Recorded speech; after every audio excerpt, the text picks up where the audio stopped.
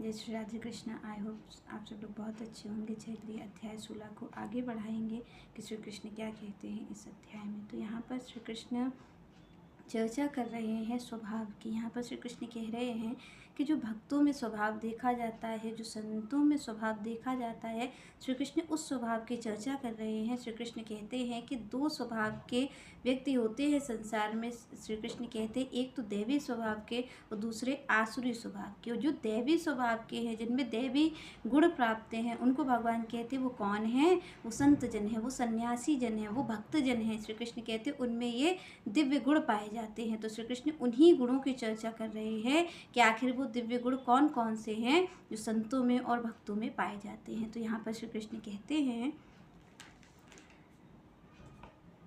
अभयम सत्व संशुद्धि ज्ञान योग व्यवस्थितः दानम दमः च यज्ञः च स्वाध्याय दानम दमः च यज्ञः च स्वाध्याय तपः आजर्वम। यहाँ पर भगवान कहते हैं कि उसमें ये गुण होते हैं। तो यहाँ पर श्री कृष्ण ने सबसे पहली बात कही अभयम की। श्री कृष्ण कहते हैं भक्त का, संत का जो सबसे पहला गुण है, यहाँ पर भगवान कहते हैं जो यहाँ पर भगवान ने इसको एक तरीके से मूल कहा है भक्ति का, कि भाई ये जो भक्ति का मूल है वो क्या है? अभयम। भगवान कहते हैं निर्भयता, निर्भयता होनी चाहिए। श्री कृष्ण कहते हैं कि भक्त अगर चाह रहा है कि वो श्री कृष्ण की प्राप्ति करे, तो भगवान कहते हैं उसकी जो मूल है भक्ति का, वो भक्ति का मूल है निर्भयता। भगवान कहते हैं निर्भयता होनी चाहिए।